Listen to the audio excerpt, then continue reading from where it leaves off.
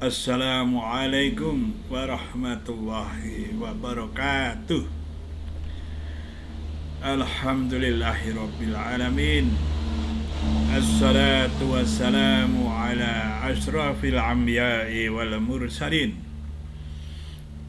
Sayyidina wa maulana Muhammadin sallallahu alaihi wasallam. Khataman nabiyyin. Allahumma salli ala Sayyidina Muhammad wa ala ali Sayyidina Muhammad. Ya Rabbi salli alaihi wasallam. Para pemirsa yang budiman yang dimuliakan Allah, pada pagi hari ini saya akan membicarakan berkata-kata ya, tentang sholat syuruk atau isra. Sholat isra atau kadang disebut syuruk, sholat syuruk disebut isra. Ya bagi orang awam ya sama saja. Ya mungkin bagi yang belajar ilmu ada perbedaannya. Ada yang mengatakan syuruk itu waktu setelah subuh matahari terbit itu mulai syuruk. Sholatnya disebut isra karena keduanya itu sama ya menurut saya sama saja. Kalau mau sholat isra itu niatnya usolli sunatal isra'i rakaataini lillahi ta'ala, seperti itu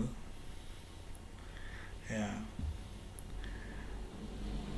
Ada yang berpendapat 10 atau 15 menit setelah matahari terbit baru sholat isra. Ada yang berpendapat ya setelah matahari terbit beberapa saat lah lalu boleh itu sholat isra. Ya, pendapat ini juga yang membedakan antara sholat isra dengan sholat duha. Ada yang mengatakan ya sholat isra itu adalah awal sholat duha. Ya, yang penting bagi kita orang awam ini ya melakukan sholat isra. Pernah atau belum itu loh ya, pernah melakukan sholat isra atau belum selama ini, sudah tua sampai tua ya, sudah pernah atau belum. Jadi ketika sholat misalnya di masjid atau di musola, lalu duduk terus berzikir, baca Quran bisa apa saja sampai matahari terbit. Baru beberapa saat berdiri sholat 2 rakaat, sholat isra atau sholat syuruk tadi. Ya, yang penting pernah melakukan atau tidak, begitu. Ya, bukan teorinya saja yang selalu diperdalam. Ya bagus teori diperdalam, ilmunya itu ya. Tapi juga pernah melakukan atau melakukan sambil tetap berjalan ya mencari ilmunya ya. Kalau saya begitu, nah saya masih juga mencari ilmunya ya. Ada yang pendapat dengan saya atau tidak, saya hanya menyampaikan ya. Misalnya ada yang mengatakan sholat syuruk atau sholat isra itu 10 menit atau 15 menit setelah matahari terbit, yaitu matahari sepenggala. Imam Ghazali mengatakan ya pokoknya setelah matahari terbit beberapa saat ya itu namanya sholat syuruk atau isra. Nah, kemudian ada sholat duha. Sholat duha itu mulai matahari sepenggala. Kalau masalah waktu jamnya ya sekarang itu modern, dilihat aja itu waktu matahari terbit jam berapa, waktu kira-kira matahari sepenggala seberapa, sudah pinter-pinter semuanya.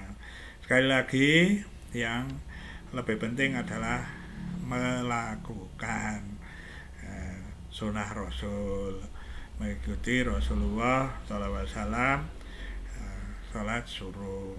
Kalau belum bisa ya sekali-sekali lah ya sholat suruh. Kalau sudah sekali-sekali kan nanti jadi 2 kali, 3 kali dan seterusnya. Ya kalau yang belum ya coba gimana sholat suruh atau sholat Isra. Itu yang penting diamalkan meskipun masih kurang sempurna, kurang baik, katakan begitu ya. Kita melakukan ya, lalu belajar dengan melakukan dan belajar, melakukan, belajar, melakukan.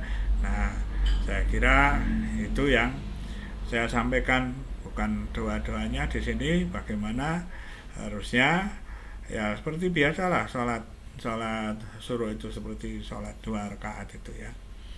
Saya kira hal yang penting bagi kita semua, para sahabat, para pemirsa yang budiman, mari kita belajar, berusaha mengamalkan, khususnya dalam hal sholat Isra atau sholat suruh. Sekali lagi, pernahkah ya, sahabat-sahabat ya, sholat suruh atau sholat Isra? Mesti ada yang menjawab sudah ya, itu yang sudah. Tapi yang sudah ini berapa persen ya dari sekian banyak orang Islam yang melakukan ibadah-ibadah sholat sunnah atau mengerjakan sunnah-sunnah dari Rasulullah SAW yang diajarkannya. Nah, mudah-mudahan kita semua diberi kekuatan, hidayah oleh Allah untuk bisa melaksanakan ya seperti tadi, misalnya sholat suruh tadi atau sholat Isra. Semoga barokah apa yang saya bicarakan ya. Saya orang awam ya, bukan siapa-siapa dalam konteks beragama ya. Hanya banyak orang yang berilmu yang lebih mulia, lebih tinggi ilmunya. Tapi saya hanya mengatakan ya, mari bersama-sama lah, bersama-sama belajar, bersama-sama untuk menjalankan ya, belajar untuk berlatih menjalankan sholat Isra atau suruh. Demikian yang saya sampaikan, mudah-mudahan ada manfaatnya ya.